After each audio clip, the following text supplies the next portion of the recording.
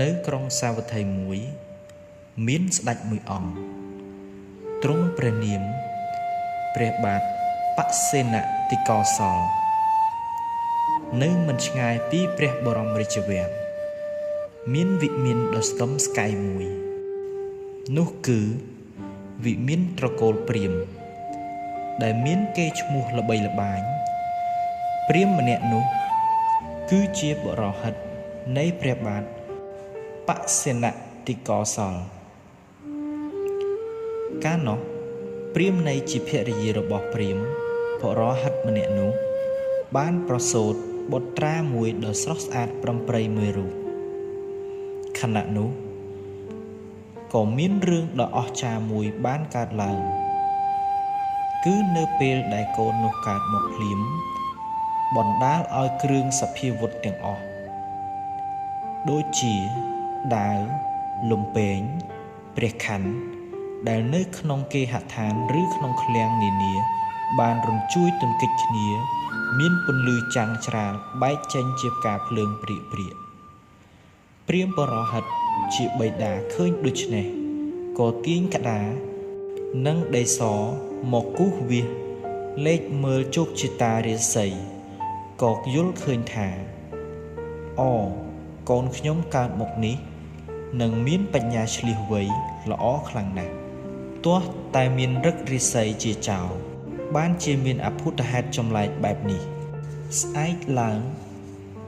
ព្រាហ្មណ៍ក៏ទទួលព្រះរាជាថាយុគមិញប្រពន្ធទូលបង្គំ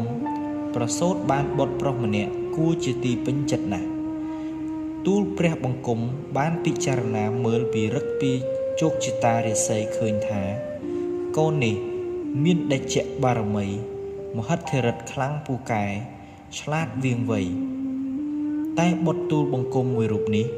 កើតមកចំរឹកពៀជាចៅព្រះរាជាត្រាស់យល់ថាបើដូច្នេះត្រូវតែបំផ្លែងឋានៈទារកនេះឲ្យអស់មន្ទិលកំណាចព្រាហ្មណ៍បរហិតបានចាត់ចែងធ្វើពិធីនាគហនមង្គលគឺបង្កក់កោជុកដាក់ឈ្មោះបញ្ច្រាស់តាមនិមិត្តនោះដោយដាក់ឈ្មោះឲ្យកូនថាអហិង្សកុមារមានន័យថាជាអ្នកមិនបៀតបៀនអហិង្សកុមារជាក្មេងកើតក្នុងត្រកូលព្រាហ្មណ៍បិតាបានទំនុកបំរុងឲ្យคล้ายទៅជាមនុស្សល្អក្នុងព្រហ្មវិហារធម៌ទាំង4គឺមេត្តាករុណាមុទិតានិងឧបេក្ខាជានិច្ចពេលអហិង្សធំដឹងក្តីបន្តិចមេត្តាបិតាក៏ឲ្យទៅរៀនសូត្រអក្សរសិលសាស្ត្រនៅលេខនិពន្ធអហិង្សជាក្មេងមានព្រហ្មវិហារធម៌ក្នុងខ្លួន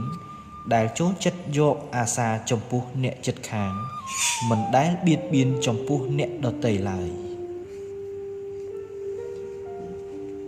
ច្រើនឆ្នាំក្រោយមកអហិង្សក៏ធំពេញវ័យឪពុកម្ដាយបានបញ្ជូនកូនឲ្យចេញទៅហាត់រៀនវិជ្ជាសិលសាស្ត្រនិងវិទ្យាមន្តផ្សេងៗនៅឯសំណាក់អាចារ្យទិសាបាមូនៅឯនគរកណ្ដកសិលាអហិង្សសប្បាយចិត្តណាស់ព្រោះចំជំនាញដែលខ្លួនចង់ចេះតនកសិលាជានគរមួយដែលមានប្រជុំទៅដោយគ្រូអាចារ្យទិសាបាមោពូកែបានបើកទ្វារទទួលសិស្សមកពីគ្រប់តំបន់គ្រប់នគរដែលមានបំណងចង់សិក្សាពីវិជ្ជាសិលសាស្ត្រគ្រប់យ៉ាងអហិង្សមកដល់ថ្ងៃដំបូងលោកគ្រូបានណែនាំប្រាប់ភរិយាដ៏ល្អរបស់គាត់ដែលជាសិស្សទាំងឡាយគោរពហៅថាអ្នកម្ដាយនឹងណែនាំសិស្សច្បងទាំងពីរភេទព្រមទាំងមុខវិជ្ជាតាមសិលាប្រចាំទិសទាំង4អហិង្សបានសំពះគោរពចំពោះអ្នកម្ដាយនិងសិស្សច្បងសំខាន់មានបុរសទាយកនាងអំពរព្រមទាំងសិស្សច្បងធំដទៃទៀតដែលបានមកហាត់រៀននៅក្នុងសាលានេះ ខ អហិង្សៈនៅក្នុងសាលាខំយកចិត្តទុកដាក់រៀនទាំងយប់ទាំងថ្ងៃមិនខ្ជិលច្រអូសឡើយគេតែងតែក្រោកពីព្រលឹមវឹកហាត់សមក្បាច់គុណស្រោចទឹកផ្កាដំណាំនៅក្នុងទីធ្លាសាលាធ្វើឲ្យរូបគេមានសុខភាពមាំមួនពេញលក្ខណៈជាបុរសដែលមានស្មារតីខ្លាំងក្លាលើសពីបុរសនានាមិនតែប៉ុណ្ណោះអហិង្សៈឆ្លៀតដាំដំណាំនិងដាំទឹកតែជូនលោកគ្រូពិសាជារៀងរាល់ព្រឹកធ្វើឲ្យគ្រូស្រឡាញ់ពេញចិត្តចំពោះគេណាស់ជាងនេះទៅទៀតគេចេះយកអាសាដល់មិត្តរួមថ្នាក់មិនដែលឲ្យមានសៅមងចិត្តម្ដងណាឡើយមិនយូរប៉ុន្មានអហិង្សៈក៏ស្ទាត់ជំនាញខាងក្បាច់គុណដំបងហាត់លោតកម្ពស់ផ្លោះចម្ងាយចាប់ពី3ព្យាមទៅ5ព្យាមរហូតដល់10ព្យាមដែលជាទេពកោសល្យខាងលោតនិងផ្លោះគួរឲ្យចាប់ចិត្តសម្រាប់អ្នកនិគុណនិយមសមត្ថភាពរបស់អហិង្សៈធ្វើឲ្យលោកគ្រូព្រមទាំងប្រពន្ធនិងនាងអំពរពេញចិត្តនឹងគេណាស់នៅរាល់បំណាច់ឆ្នាំគេតែងតែមានការប្រឡងអហិង្សៈគឺជាសិស្សពូកែជាងគេនៅក្នុងសាលាហើយលោកគ្រូតែងតែជូនជារង្វាន់ដល់អហិង្សៈជារៀងរាល់លើកដោយសារតែភាពឆ្លៀសវៃនិងភាពប៉ិនប្រសប់របស់អហិង្សៈធ្វើឲ្យសិស្សច្បងគ្រប់រូបមានការច្រណែនឈ្នានីសរកកលល្បិចគ្រប់វិធីដើម្បីកម្ចាត់អហិង្សៈចេញពីសាលារៀននេះសិស្សច្បងបានប្រើកម្លាំងរួមគ្នាដើម្បីកម្ចាត់អហិង្សៈតែមិនអាចយកជ័យជំនះលើអហិង្សៈបានឡើយក្រោយមកពេលដែលអហិង្សៈចេញពីសាលារៀនក៏ទៅទទួលទានអាហារពេលថ្ងៃត្រង់ស្រាប់តែពួកគេដើរមកប៉ះទង្គិចនឹងអហិង្សៈបណ្ដាលឲ្យធ្លាក់ចានបែកនៅកណ្ដាលវងសិស្សទាំងអស់សិស្សច្បងទាយកក៏ចោទប្រកាន់អហិង្សៈថាជាកំហុសចេតនាដោយដាក់ពិន័យឲ្យគេទៅឃ្វាលពពែ3ថ្ងៃអហិង្សៈឃ្វាលពពែបាន1ថ្ងៃស្រាប់តែមានមនុស្សចាក់ពពែស្លាប់អស់3ក្បាល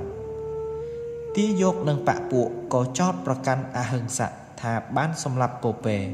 ព្រោះចង់បង្ហាញពីក្បាច់គុណដ៏ខ្លាំងក្លារបស់គេអហិង្សៈស្ទើរតែគ្មានពេលចូលរៀនព្រោះតែអំពើឈ្នានីសរបស់បងប្អូនទាំងនោះ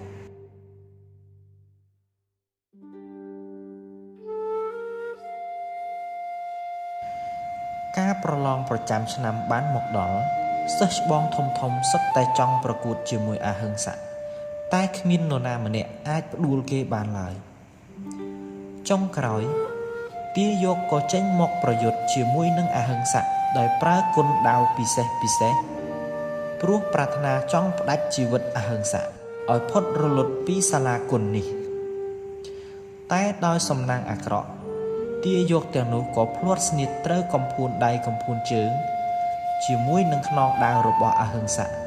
ធ្វើឲ្យទាយកដួលងើបលែងរួចសិស្សទាំងអស់ក៏ទះដៃហូរអបអរសាទរដល់អហិង្សៈធ្វើឲ្យសិស្សច្បងទាំងនោះមានការអាក់អន់ចិត្តជាខ្លាំងពួកសិស្សទាំងឡាយក៏នាំគ្នាគ្រាយកទាយកទាំងអស់នោះទៅសម្រាកដោយអស់សង្ឃឹម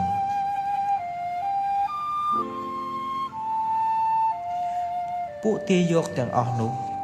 ក៏បានត្អូញត្អែប្រាប់លោកគ្រូទាំងឈឺចាប់ថាលោកគ្រូអហិង្សៈវាមានកម្លាំងខ្លាំងដូចជាដំរីសាឯថ្វីដៃវាក៏រហ័សរហួនទៀតគ្រូក៏តបថាអហិង្សៈវាគឺមាននិស្ស័យល្អតាំងពីកំណើតលក្ខណៈមហិទ្ធិឫទ្ធិអំណាចរបស់វាក៏សមល្អឥតខ្ចោះកុំថាឡើយពួកឯងសូម្បីតែគ្រូក៏មិនហ៊ានជាមួយនឹងវាដែររសៀលថ្ងៃមួយនាងអំពរនិងប្រពន្ធលោកគ្រូ បានយកកន្សែងសូត្រដ៏ល្អមួយមកជូនជារង្វាន់ដល់អហិង្សៈដែលបានទទួលនៅជ័យជំនះជាប្រចាំធ្វើឲ្យសិស្សច្បងទាំង4មានចិត្តច្រណែននឹងអហិង្សៈណាស់ទាយកនឹងសិស្សច្បងទាំង4ទិសក៏បានពិភាក្សាគ្នាដើម្បីរកល្បិចកលកំចាត់អហិង្សៈ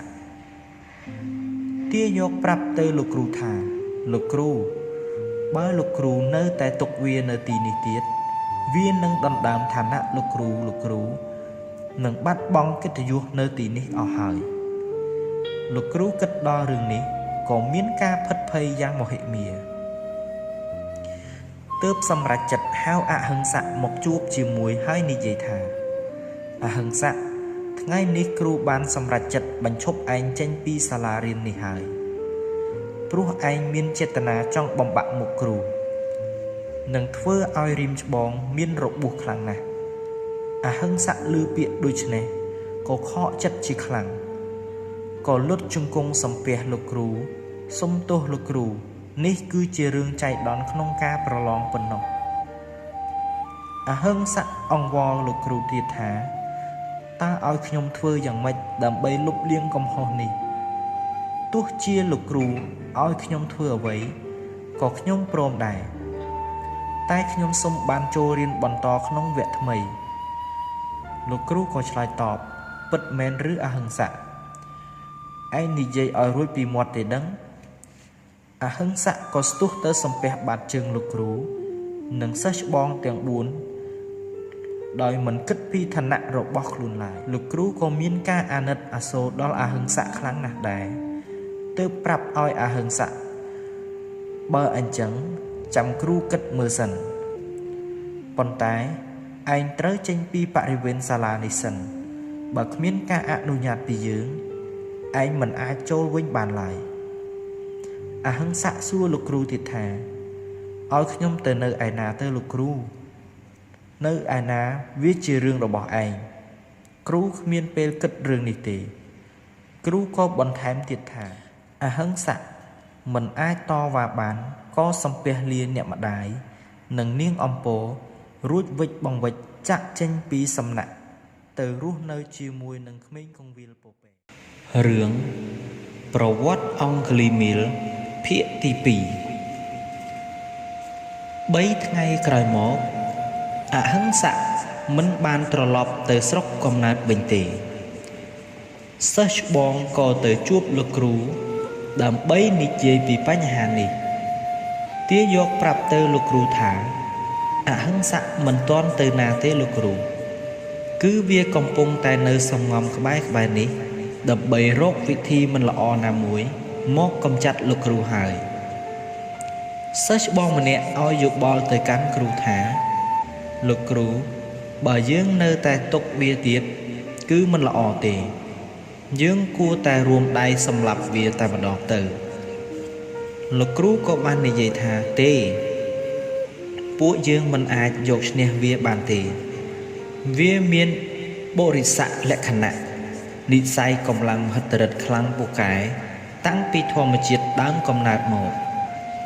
វាមានស្នាដៃក្នុងការប្រើក្បាច់គុណគ្រូគិតមួយសន្ទុះហើយក៏និយាយទៀតថាគ្រូមានវិធីមួយ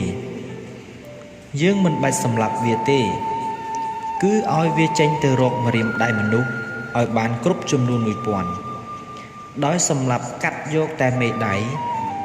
មួយក្នុងចំនួនមនុស្សម្នាក់តែប៉ុណ្ណោះធ្វើយ៉ាងនេះអហិង្សៈអាចមានសត្រូវចោមរោមជីវិតវាជាច្រើនគ្រូក៏បាននិយាយឥឡូវអ្នកណាហ៊ានទៅហៅវាមក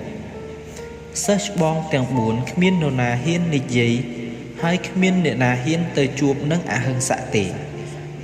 ក៏រុញគ្នាទៅវិញទៅមកបន្ទាប់មកមានសិស្សម្នាក់ឲ្យយោបល់គ្រូថាលោកគ្រូឲ្យនាងអំពរទៅហៅវាមកព្រោះនាងអំពរធ្លាប់ស្និទ្ធស្នាលជាមួយនឹងវានាងអំពរគ្រាន់តែឮគ្រូប្រើភ្លាមនាងសប្បាយចិត្តណាស់ក៏ប្រញាប់ចេញទៅនៅកន្លែងខ្វៀលពពែ អាហឹង្ស័កបានអង្គុយលើគល់ឈើមួយក្បែរមាត់ស្រះមានអារម្មណ៍សោកសៅយ៉ាងខ្លាំងដែលមិនបានចូលរៀនហើយពិចារណាម្នាក់ឯងថា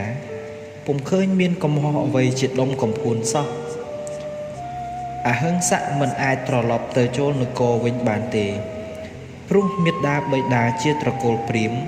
បានកំហិតឲ្យគេរៀនចប់វិជ្ជាប្រចាំសាលាទាំង4ទិសបើមិនដូច្នេះទេគាត់នឹងបញ្ជូនមកវិញអាហឹង្ស័កគិតសពគ្រប់ហើយក៏ងាកមកអង្អែលក្បាលពពែហើយនិយាយតិចៗថាអោកូនពពែអើយឯងមានភាពកក់ក្ដៅណាស់ព្រោះឯងមានមេនិងមានញាតិនៅក្នុងវងជាមួយគ្នាពិតមែនតែឯងជាសត្វដេរឆានតែញាតិរបស់ឯងហាក់ដូចចេះស្រឡាញ់គ្នាណាស់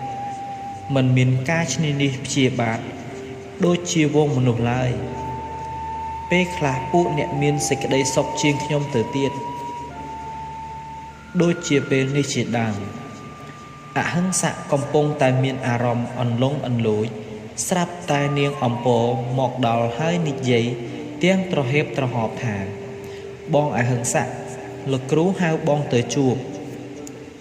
អហិង្ស័កឮពាក្យថាលោកគ្រូហៅទៅជួបគេសប្បាយចិត្តណាស់ក្រោកឈរលោតផុតពីដីដោយសង្ឃឹមថាខ្លួនមានឥស្សរភាពជាសិស្សពេញលេញដូចដើមវិញហើយ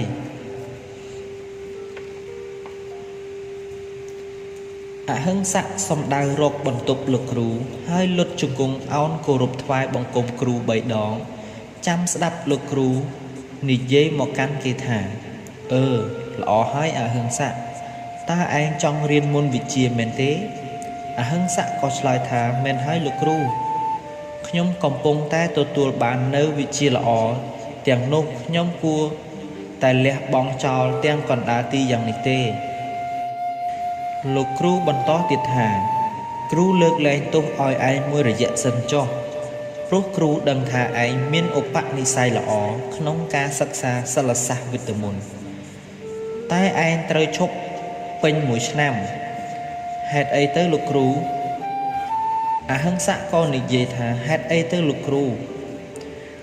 ក៏បាននិយាយមិនអីទេគ្រូនឹងឲ្យឯងទៅរៀនកំពូលមន្តវិជ្ជាដែលជាបណ្ដូលវិស្ណុដោយប្រើរយៈពេលខ្លីចេះស្មើនឹងសិស្សមានឧបនិស្ស័យខ្ពស់អហិង្ស័កឮពាក្យថាបានរៀនវិជ្ជាឈ្មោះវិស្ណុមន្តត្រេកអរខ្លាំងណាស់ក៏រហ័សសំពះអរគុណលោកគ្រូសប្បាយចិត្តណាស់ថាអហិង្ស័កបានធ្លាក់ក្នុងកណ្ដាប់ដៃរបស់ខ្លួនហើយគ្រូបន្តទៀតថាពេលវិជ្ជាដ៏អស្ចារ្យនេះត្រូវធ្វើពិធីបូជាយញ្ញដោយប្រើមេដៃមនុស្សឲ្យបានគ្រប់ចំនួន1000គឺមនុស្សម្នាក់ត្រូវសម្លាប់ឲ្យបានសិនហើយកាត់យកតាមម្រាមដៃមួយប៉ុណ្ណោះទើបអាចយកមកបូជាយញ្ញហើយវាអាចនឹងស័ក្តិសិទ្ធិខ្លាំងបំផុតឮពាក្យថាសម្លាប់មនុស្សកាត់យកម្រាមដៃអហិង្ស័កហាក់ស្រយង់ស្រយុតដៃជើងហឹងត្រចៀកភ្លាមព្រោះជាអំពើដែលខ្លួនរង្គៀសដល់ត្រកូលព្រាហ្មណ៍ទូទៅអហិង្ស័កអង្វរលោកគ្រូថាសម្លាប់មនុស្សមិនកើតទេលោកគ្រូខ្ញុំជាសិស្សហើយក៏ជាមនុស្សនៅក្នុងត្រកូលព្រាហ្មណ៍មិនអាចលើកដៃធ្វើដូច្នេះបានឡើយ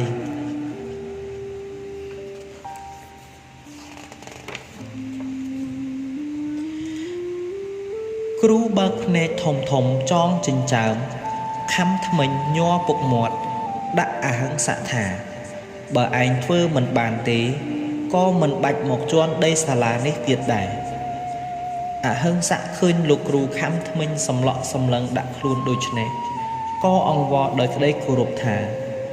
តើមានវិធីបូជាយញ្ញក្រៅពីនេះទៀតទេលោកគ្រូបន្តទៀតថាមិនមានទេគ្រូចង់ឲ្យឯងក្លាយជាសិស្សពូកែវិជ្ជាវិស្ណុមន្តទើបប្រាប់ឯងតែម្នាក់គត់បានហើយរៀនក្នុងពេលកំណត់ទៀតផង មិនក៏ឯងមិនយល់ចិត្តគ្រូបែបនេះអហិង្សៈបន្តទៀតថាខ្ញុំដូចជាញញើតនឹងការកាប់សម្លាប់មនុស្សខ្លាំងណាស់ព្រោះតាំងពីកើតមកសូម្បីតែកូនមាន់មួយក៏ខ្ញុំមិនហ៊ានបៀតបៀនជីវិតវាដែរលោកគ្រូនិយាយទាំងកំហឹងថាមិនបាច់រៀបរាប់ច្រើនទេឯងត្រូវតែចាំណាបើចង់សម្រេចរាល់កិច្ចការធំដុំណាមួយឯងត្រូវតែមានចិត្តមុតស្រួចទើបសមតាមបំណងដោយឃើញគ្រូមានបំណងចង់ឲ្យខ្លួនបានរៀនសម្រេចដល់កំពូលនិងយល់ដល់ចិត្តលោកគ្រូដែលស្រឡាញ់ខ្លួនខំលួចបង្ហើបមុនវិជ្ជាពិសេសឲ្យខ្លួនរៀនហើយបំពេញលើវិន័យសាលាអនុគ្រោះឲ្យគេចូលរៀនទៀតនោះអហិង្សៈក៏ខំមាត់អត់ដង្ហើមឆ្លើយទទួលធ្វើតាមគ្រូបន្តទៀតថាបើឯងព្រមហើយអីចឹងឯងត្រូវទៅរកនៅថ្ងៃស្អែកនេះហើយជាម្រាមដៃប្រជាជាតិនុសាសន៍របស់ឯងទើបយកមកបើពុំនោះទេពិធីបូជាយញ្ញពុំសូវពូកែស័ក្តិសិទ្ធិដល់ឯងទេអហិង្សៈក្រោកឈរអោនគោរពសំពះលាលោកគ្រូងើបឡើងនិយាយម៉ាត់ថាឈប់សិនអហិង្សៈគ្រូផ្ដាំឯងជាចុងក្រោយណាបើឯងរកមិនបានទេកុំវិលត្រឡប់មកទីនេះវិញឲ្យសោះទីនេះឈប់ស្វាគមន៍ឯងទៀតហើយអហិង្សៈក៏ឆ្លើយទាំងអារម្មណ៍រវើរវាយថាបាទលោកគ្រូអហិង្សៈចេញពីសាលាទាំងដំណើរឃ្លីងឃ្លោងហាក់គ្មានវិញ្ញាណជាប់នឹងខ្លួនសោះទឹកមុខធ្លាប់តែស្រស់ថ្លាប្រែជាមានពណ៌ខ្មៅសញ្ជប់សញ្ជឹងពុំនិយាយស្ដីយប់នោះគេដេកពុំលក់សោះនឹកឃើញតែពាក្យចុងក្រោយរបស់លោកគ្រូថាបើឯងរកមិនបានទេកុំត្រឡប់មកដីសាលាទៀតឲ្យសោះទីនេះឈប់ស្វាគមន៍ឯងទៀតហើយព្រឹកឡើងអហិង្សៈតាំងចិត្តយ៉ាងឃ្លាវខ្លាស្ពាយដាវបោះជំហានយ៉ាងអង់អាចចេញពីសាលាឆ្ពោះទៅព្រំប្រទល់តនកសិលានិងនគរនៃក្រុងសភាវតីកាលបើឈានជើងចូលដល់ទឹកដីរបស់ខ្លួនហើយអហិង្សៈនឹករលឹកដល់មាតាបិតាជាខ្លាំងតែមិនអាចទៅជួបនឹងពួកគេបានព្រោះនគរណាក៏ដឹងថាខ្លួនព្រោះគេបានដឹងថាខ្លួនមកនៅសិក្សាពីសំណាក់អាចារ្យទិសាបាមកនៅឯតនកសិលាបើត្រឡប់ទៅស្រុកវិញនៅពេលនេះច្បាស់ជាគេនិយាយថាជាមនុស្សចោលម្សៀតជាសិស្សរត់ចោលសាលាបត់នឹងវិន័យគ្រូបន្ទាប់ពីអហិង្សៈពិចារណារួចរាល់ហើយក៏ដើរសំដៅទៅភូមិតូចមួយដែលមានផ្ទះរកេតរកូត 4-5 ខ្នងអហិង្សៈបានដើរចូលទៅក្នុងផ្ទះមានសភាពស្ងាត់ឈឹងមិនមានមនុស្សម្នាក់រស់នៅទាល់តែសោះក៏បន្តដំណើរទៅមុខទៀតស្រាប់តែបានជួបនឹងក្មេងៗមួយក្រុមអហិង្សៈក៏សួរទៅក្មេងៗទាំងនោះដោយកំរោលថាម៉ែឪអញទៅណាអស់ហើយក្មេងៗទាំងនោះឆ្លើយទាំងតក់ស្លុតថាពួកគាត់ទៅធ្វើការអស់ហើយអហិង្សៈសើចខ្លាំងហើយពោលថាល្អហើយបើអញ្ចឹងអញកាត់ម្រាមដៃឯងជំនួសវិញទៅចុះក្មេងៗឃើញហេតុការណ៍មិនល្អក៏នាំគ្នារត់ពួនខ្លះត្រូវអហិង្សៈក្របួចសក់ជាប់តែក្មេងៗទាំងនោះបានសំពះអង្វរសូមលោកពូកុំសម្លាប់ខ្ញុំអីពុកម៉ែខ្ញុំចាស់ណាស់ទៅហើយគាត់គ្មានអ្នកណាជាទីពឹងក្រៅពីខ្ញុំទេអហិង្សៈកាលបើឮសំដីពាក្យក្មេងអង្វរដូច្នេះហើយរួមផ្សំជាមួយនឹងភាពភ័យខ្លាចញ័រខ្លួនព្រោះតែអំពើដែលខ្លួនមិនធ្លាប់ធ្វើក៏មានចិត្តទោទនចំពោះក្មេងៗដល់កំសត់ទាំងនោះធ្វើឲ្យអហិង្សៈលើកដៃសម្លាប់ពួកគេមិនកើតទាល់តែសោះក៏ដោះលែងពួកគេឲ្យធ្វើដំណើរទៅភូមិមួយទៀតអហិង្សៈដើរផងនឹកឃើញផងពីភាព ពុំគប្បីធ្វើឲ្យគេចង់រាថយពីការស្វែងរកម្រាមដៃហើយពិចារណាថាអ្នកក្រីក្រទាំងនោះរកទទួលទានដោយសុចរិតពុំបៀតបៀនគ្នាម្ដងណាឡើយចុះហេតុអ្វីក៏អាត្មាអញទៅព្យាបាទនឹងជីវិតគេទៅវិញមិនតែប៉ុណ្ណោះខ្លួនអញជាត្រកូលព្រាហ្មណ៍ប្រចាំនៅក្រុងសាវត្ថីទៀតផង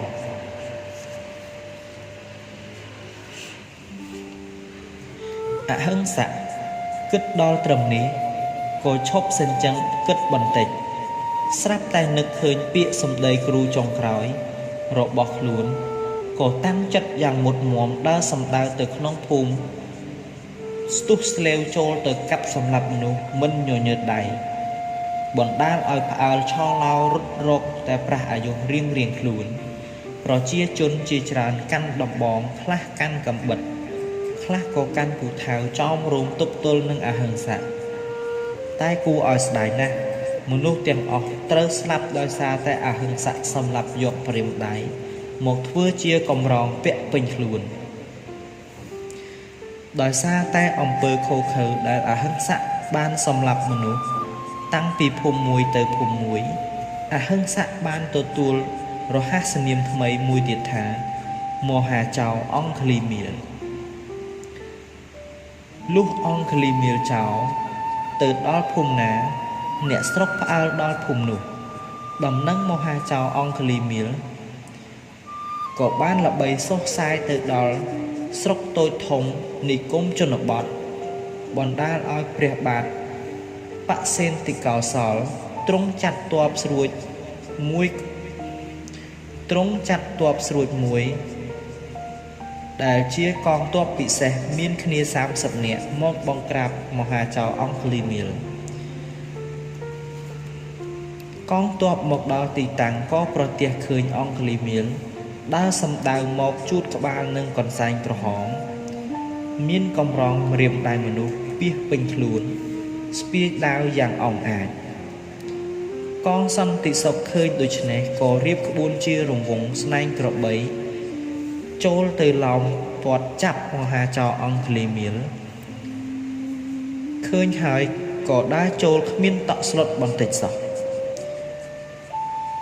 មហាចៅអង្គលីមៀលមិនបានប៉ុន្មានដង្ហើមផងកងសន្តិសុខទាំងអស់នោះក៏ត្រូវស្លាប់នៅក្នុងថ្លុកឈាម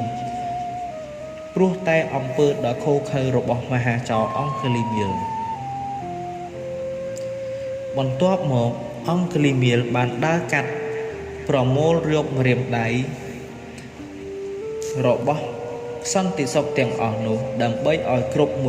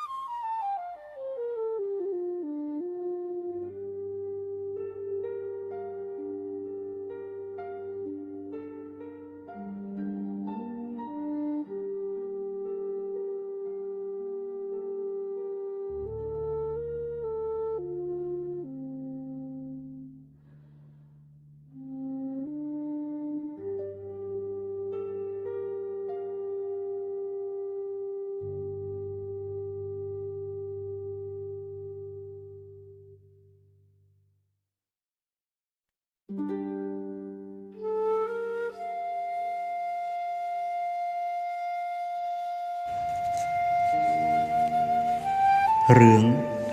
ប្រវត្តិអង្គលីមៀលភាគទី3ការបរាជ័យនៃកងទ័ពពិសេសនេះធ្វើឲ្យព្រះបាទបសេនតិកោសលយល់នៅថ្វីដៃដ៏ខ្លាំងពូកែរបស់មហាចៅអង្គលីមៀល ព្រះអង្គបានប្រជុំអស់កុងសីសេនាបតីហើយចាត់ទ័ពមេទ័ពធំដែលមានឈ្មោះល្បីខាងសឹកសង្គ្រាមឲ្យត្រៀមកម្លាំងលើកទ័ពចេញទៅចាប់អង្គលីមៀលឯព្រាហ្មណ៍បរោហិតកាលបើជ្រាបពីដំណឹងរបស់កូនហើយក៏នាំដំណឹងនេះទៅពិគ្រោះនឹងព្រាហ្មណ៍ព្រាហ្មណ៍ជាភរិយារកមធ្យោបាយឲ្យកូនគេចខ្លួនព្រាហ្មណ៍និយាយនឹងប្តីទាំងញាប់ញ័រថាទេនេះប្រហែលជាគេរៀនវិជ្ជាវិទ្យាមន្តខុសទាស់គ្រូមកបែបណាមួយហើយបានជាគេក្រពុលមុខហ៊ានសម្លាប់មនុស្សយ៉ាងនេះទើបនាងប្រញាប់ចេញទៅមុនកងទ័ពដើម្បីប្រាប់ហេតុការណ៍នេះឲ្យកូនដឹងមុនថ្ងៃមួយពេលដែលអង្គលីមៀបានម្រាមដៃជាច្រើនហើយក៏ឈប់រាប់ម្រាមដៃទាំងនោះក៏ផ្លត់មាត់ថាអីយ៉ាបានចំនួន999មេដាយហើយតានៅខ្វះតែមេដាយមួយទៀតប៉ុណ្ណោះកាលនោះព្រះបាទសម្មាសម្ពុទ្ធព្រះអង្គគង់ក្នុងវិហារវត្តចេនតពុនព្រះអង្គទ្រង់បំពេញនៅពុទ្ធកិច្ចទាំង5ជានិច្ចគឺ 1. ពេលព្រឹកទ្រង់និមន្តបិណ្ឌបាតប្រុសសត្វដែលមាននិស្ស័យ 2. ពេលរសៀលទ្រង់សម្ដែងធម៌ទេសនាប្រោះពុទ្ធបរិស័ទទាំង4ពួក 3. ពេលព្រលប់ទ្រង់ប្រទានឱវាទដល់ព្រះភិក្ខុសង្ឃ 4. ពេលអាធ្រាត្រទ្រង់ដោះប្រស្នាប្រោះពួកទេវតា 5. ពេលជិតភ្លឺទ្រង់ប្រមាលមើលឧបនិស្ស័យសត្រូវដែលប្រុសកាលទ្រង់រំពឹងឃើញថាអង្គលីមៀលមានឧបនិស្ស័យធម៌បើតថាគតមិនយកធរៈចេញទៅប្រុសទេបុរសនេះនឹងធ្វើមិត្តឃាតកម្មផុតរបូតចាកមគ្គផលពុំខានគ្រានោះព្រះអង្គក៏ប្រញាប់យាងចេញរហូតបានទៅជួបនឹងអង្គលីមៀលនៅពេលព្រឹកព្រលឹមមុននឹងព្រាហ្មណ៍ជាម្ដាយទៅដល់មហាចៅអង្គលីមៀលគ្រាន់តែក្រឡេកឃើញព្រះសម្មាសម្ពុទ្ធភ្លាម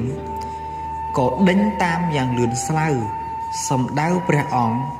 ក្នុងបំណងកាត់យកព្រះហស្ថឲ្យបានគ្រប់ចំនួន 1000 ព្រះសម្មាសម្ពុទ្ធទតឃើញអង្គលីមៀលរត់មកទ្រង់ក៏សម្រួមនិមន្តបោះជំហានមួយដោយអំណាចមហិទ្ធិឫទ្ធិខ្លាំងពូកែអង្គលីមៀលកាលបើខំដេញយ៉ាងពេញកម្លាំងអស់ពីសមត្ថភាពរហូតបែកញើសចូលខ្លួនក្នុងចម្ងាយផ្លូវ3យោជន៍ក៏ពិចារណាថាយើមនុស្សត្រងោលនេះដើរសោះហេតុអីក៏អញរត់មិនទាន់កន្លងមក